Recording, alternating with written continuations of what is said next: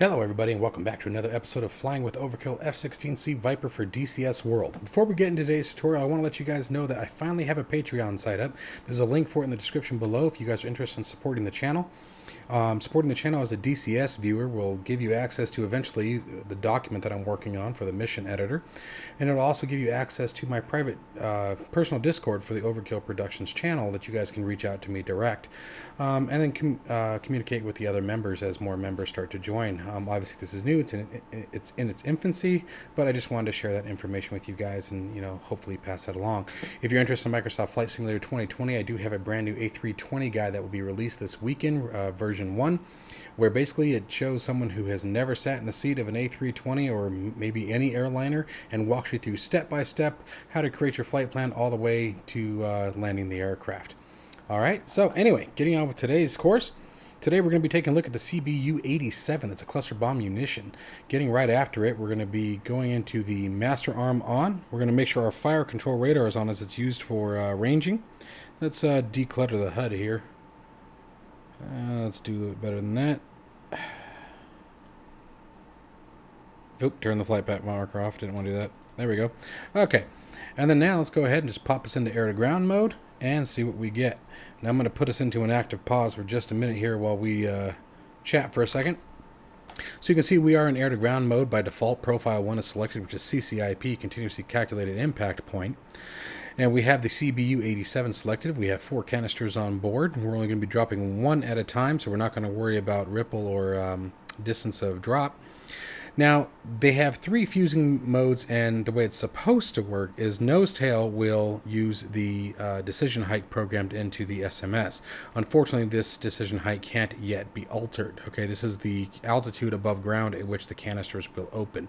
We don't have the ability to change that yet. Now, I'm going to talk about how this should work and what actually happens right now. How this should work is nose-tail will use this decision height programmed. If we switch to nose fusing, the canisters will open seconds after drop. Basically, as soon as you drop them, the canisters open up, which allows us to better control the altitude at which the canisters or the bomblets open up. And then tail is supposed to release a dud weapon. Okay, so basically useless. You're dropping a heavy tank canister on somebody's head. Now, unfortunately, all 3 of these modes operate the same way, and that's by using the decision height of 1,500 feet. Hopefully, this is something that will be adjusted in the future, but I do want you guys to be aware if suddenly that patch comes through and that functionality is there, that is what should happen. Okay, so if you're dropping in and seeing behavior other than what you're expecting, make sure you check your fusing. So again, nose tail uses the fusing or the SMS programming. Nose, the canisters open almost immediately after drop.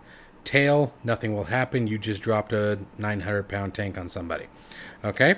All right. So with that being said, let's go ahead and keep on moving towards our target area.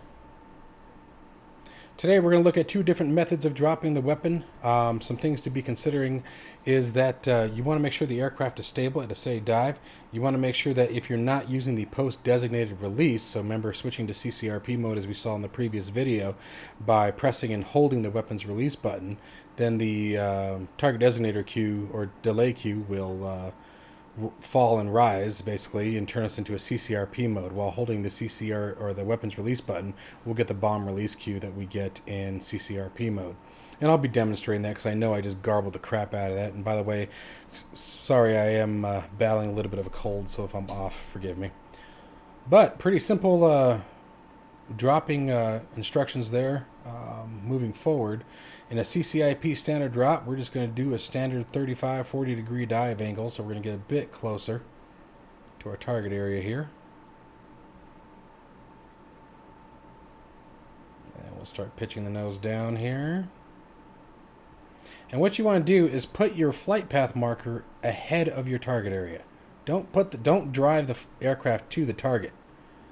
So I'm going to keep a little bit ahead here, as you can see there. But we're going for these guys way out here in the back, on the back row. And you know what? I'm going to pause for just a second. That way we can get a decent camera view when the bomb's release. Because once the canister opens up, you can no longer follow the bomb on the camera. So let's go ahead and just grab this guy right here. Let's zoom out so we can get a good view. And then now let's go back to the aircraft and unpause the sim. Alright, so we're just going to sort of Alright, so now our pipper is coming up. And I'm just slowly pulling the nose up. And pickle. Nice, good climb out, good 30 degrees or so. And let's track our weapon. And actually, let's just go here. So 1,500 feet above ground, the canister opens. And there's our bomblets. So pretty good hit. Little spread out. And these are unarmored vehicles. They're just trucks. And the CBU 87 is sort of an all-in-one, where the 97 is very much so more ideal for heavy armored targets. I have the autopilot on. Alright, so now I'm going to show you what I mean about the post-designated release. We can use it as well and get a little bit higher altitude for a release point. Alright, so this time, let's go for these guys out here in the back and we'll use the post-designation.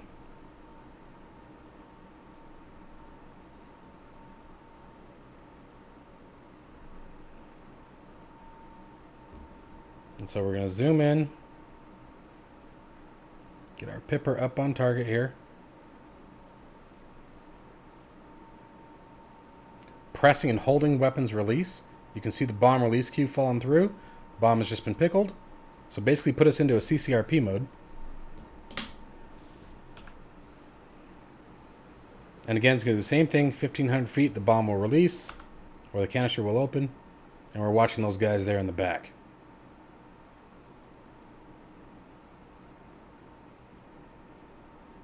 Okay, so dropped really short. So unfortunately, obviously, higher altitude, and it also helps if you can fly like a decent human being. Unfortunately, I just like embarrassing myself on YouTube pretending that I know how to fly. Clearly, because it's been terrible quite a lot lately. But anyway, so the same principle will work for basically any kind of approach. Whether you want to do a steep dive angle, you can do just standard CCIP. You can do the post-designated release like we just saw and do CCRP.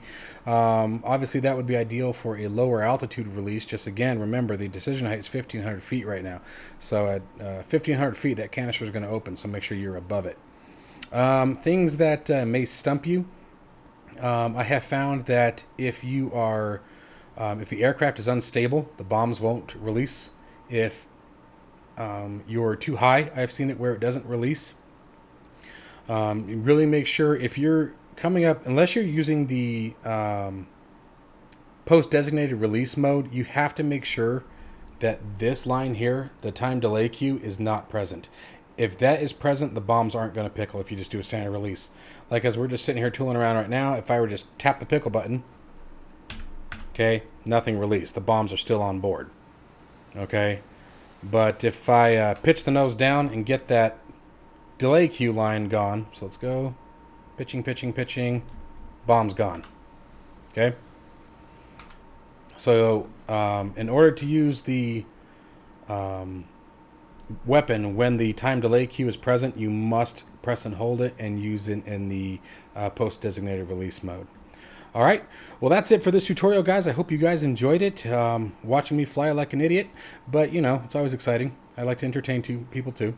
But any questions, comments, as always, leave it in the field below. And I will see you guys in the next one. Take care, folks. Stay safe.